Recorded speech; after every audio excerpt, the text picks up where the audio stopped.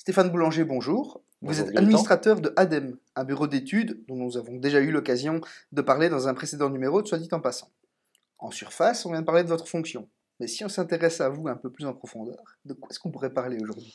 En profondeur, alors on va s'engager dans le bleu, on va aller découvrir les espaces sous-marins qui sont ma passion. Cet appel profondeur, ça a été plutôt comme un flash quelque part. Alors oui, c'est très particulier la manière dont je suis arrivé là. En fait, suite à une formation que j'ai faite en auto-hypnose pour la gestion du stress, une image qui m'est venue naturellement pour la mise en état d'hypnose, ce qu'on appelle l'induction, c'est la plongée, alors que je n'en avais jamais fait. Et donc, suite à cette découverte théorique comme ça, j'ai voulu la confronter à la réalité, et c'était magnifique comme découverte. Donc, aussi bien un côté plongée bouteille que apnée. Est-ce que vous trouvez vraiment votre bonheur et est-ce que vous avez beaucoup l'occasion de pratiquer dans notre beau pays, certes, mais qui ne compte toutefois que quelques dizaines de kilomètres de côte? Alors, en plus, je n'ai encore jamais plongé à la côte belge. Voilà. Voilà, il y a des points possibles pour la plongée, mais qui sont assez exigeants aussi d'un point de vue technique. Donc en Belgique, principalement, c'est de l'entraînement que l'on fait au niveau des carrières, différentes carrières en Belgique, qui sont équipées pour. Donc on ne plonge pas de manière sauvage, on plonge dans des sites qui disposent de matériel de sécurité sur place. Après, en dehors de ça, quand on aime bien partir un petit peu plus loin, et c'est pour ça qu'on fait tous ces entraînements-là en carrière, c'est partir vers euh, très proche de chez nous, il y a la Zélande qui offre de magnifiques sites de plongée, très vivants, ou alors partir sur la côte atlantique, aussi vers la Bretagne, où j'ai déjà eu l'occasion de plonger. Le sud de la France, de magnifiques plongées dans des espaces naturels prodigieux avec des épaves profondes et ce genre de choses, c'était très très chouette aussi. Ou alors encore plus lointain, mais à ce moment-là qui demande un peu plus de logistique au niveau voyage, que ce soit l'Égypte, la mer Rouge, qui est un grand classique, ou alors j'ai déjà eu la chance aussi de pouvoir plonger au Cap-Vert ou au Brésil, voilà, lors de voyages.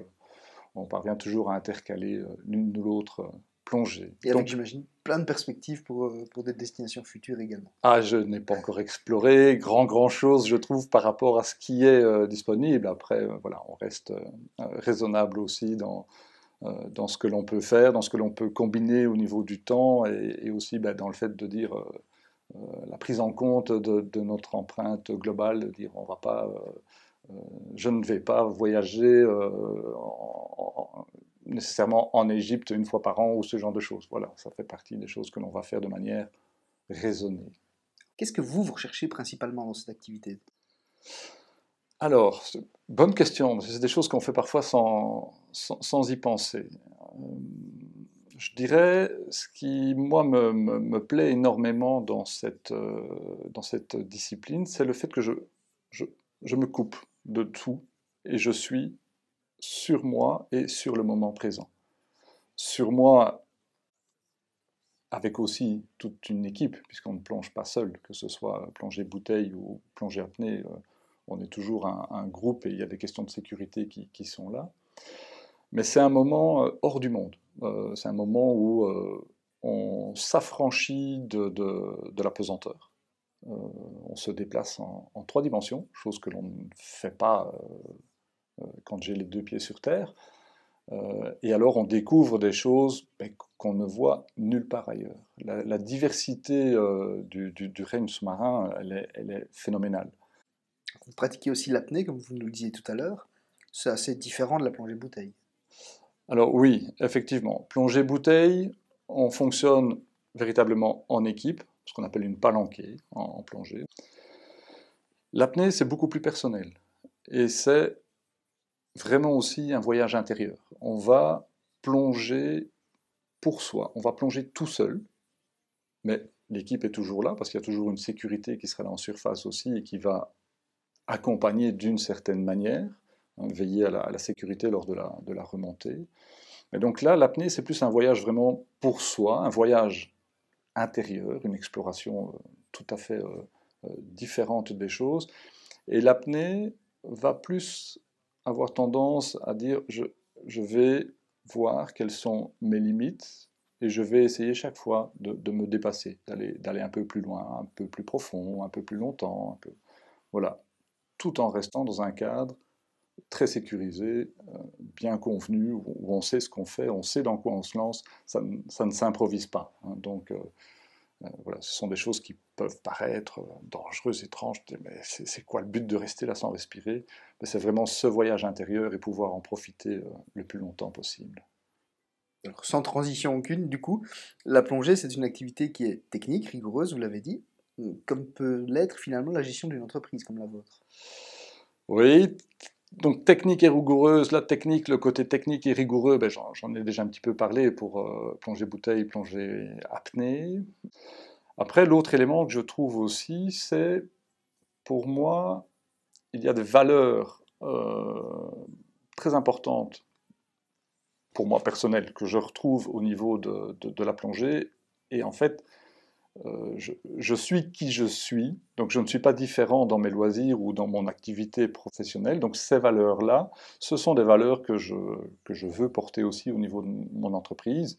Donc, première chose, c'est la confiance, qui va de pair avec le sens des responsabilités. Confiance parce que si je m'engage dans une plongée, ben c'est que j'ai confiance avec les personnes qui font ma sécurité, ou les personnes de ma palanquée. De dire, il n'y en a pas un qui va aller foutre en l'air un peu tout ce qu'on a prévu. Voilà, on est dans un cadre, on respecte le cadre, on fait confiance aux gens. Et la confiance va de pair avec le sens des responsabilités, parce que dire, ok, ce qu'on fait, c'est pas anodin.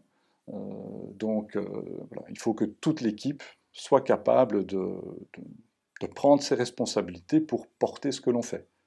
Et là, ce que je viens de dire, à mon avis, c'est valable aussi bien au niveau de la plongée qu'au niveau de l'activité professionnelle. Les deux autres éléments importants pour moi aussi, c'est la bienveillance et le respect. Donc ça, c'est vraiment pour moi les 4 valeurs fondamentales que je retrouve. Bienveillance, ben, le fonctionnement en équipe, le fonctionnement en palanquée, on s'adapte aux circonstances et on ne met personne en danger. C'est la même chose avec une équipe. On ne doit pas mettre les gens dans des situations dangereuses ou inconfortables, ça c'est pour aller au carton. Donc, avec cette notion de bienveillance aussi, la notion de respect.